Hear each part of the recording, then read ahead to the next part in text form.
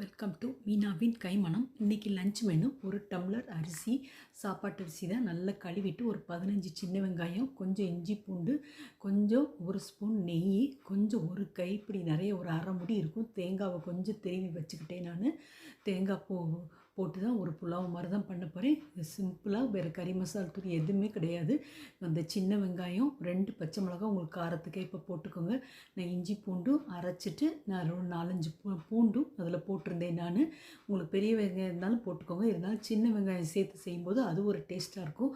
ஒரே ஒரு பட்டை, 2 கிராம்பு, ஒரு ஏலக்காய் மட்டும் போட்டிருந்தேன். நான் போட்டுட்டு நல்லா வதக்கிக்கோங்க. ஒரு பச்சை வாடை போகிற வரைக்கும் அந்த இஞ்சி பூண்டு எல்லாம் வதக்குனதுக்கப்புறம் நான் இந்த தேங்காய் திருவி வச்சுருந்ததையும் நான் போட்டு அதிலே கிண்டிட்டேன். நான் ஒரு ஸ்பூன் நெய் தான் ஊற்றிருக்கேன், நீங்கள் கூட கொஞ்சம் வேணாலும் ஊற்றிக்கோங்க. எங்களுக்கு போதும், நெய் போதும். ஏன்னா தேங்காயில் உள்ள அந்த இதுவும் உங்களுக்கு நல்ல உங்களுக்கு பால் வரும், அதனால் தேங்காய் பால் மாதிரி வரும். அதனால் நான் எண்ணெய் கம்மியாக தான் பண்ணி ஊற்றியிருந்தேன். உங்களுக்கு தேவைன்னா இன்னும் கொஞ்சம் ஊற்றிக்கோங்க.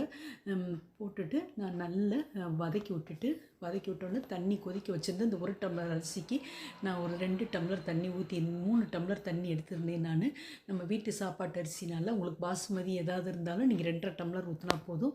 போட்டுட்டு தேவையான அளவு தண்ணி கொதிக்கும் போது உப்பை போட்டுட்டு நான் தண்ணி கொதித்து வரவும் நான் அரிசியை போட்டுட்டு ஒரு 2 விசில் தான் மூடி வச்சுருந்தேன். ஏன்னா அரிசியை ஏற்கனவே நம்ம கழுவி வச்சுட்டோம்.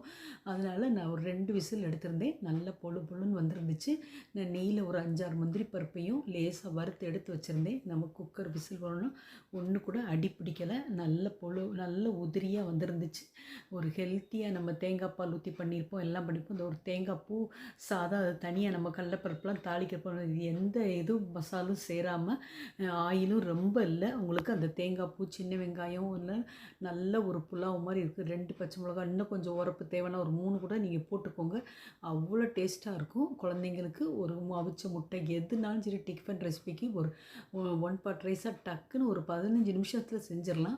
முந்திரி பருப்பையும் நான் போட்டுட்டு நான் பரிமாறியிருந்தேன். கூட குழந்தைங்க சேப்பங்கிழங்கு கொஞ்சோண்டு இருந்துச்சு, அதுக்கு இது மட்டும் போதும்னு நினச்சி கொஞ்சோண்டு குழந்தைங்களுக்காண்டி சேப்பங்கிழங்கு வறுத்து வச்சுருந்தேன். இந்த தேங்காய் பூ சாதத்துக்கும் புலாவுக்கும் அந்த சேப்பங்கிழங்கு 2க்குமே அவ்வளோ சூப்பர் காம்பினேஷன். உங்களுக்கு உருளைக்கிழங்கு இருந்தாலும் வறுத்துக்கோங்க, சிப்ஸு எதுனாலும் சரி. நான் கொஞ்சமாக இருந்துச்சு, அதனால் அதையும் வறுத்து இந்த மாதிரி தான் பண்ணியிருந்தேன். தேங்க்ஸ் ஃபார் வாட்சிங். இந்த வீடியோ பிடிச்சிச்சின்னா லைக் பண்ணுங்கள், ஷேர் பண்ணுங்கள், சப்ஸ்கிரைப் பண்ணுங்கள். மறக்காமல் மீனாவின் கைமணத்துக்கு கொஞ்சம் ஹைப் பண்ணிவிட்டு லைக் பண்ணிவிட்டு என்கரேஜ் பண்ணுங்கள். நாங்கள் போடுற வீடியோஸை கொஞ்சம் கமெண்ட் பண்ணுங்கள். பிடிச்சிச்சின்னா கமெண்ட் பண்ணுங்கள். தேங்க்ஸ் ஃபார் வாட்சிங்.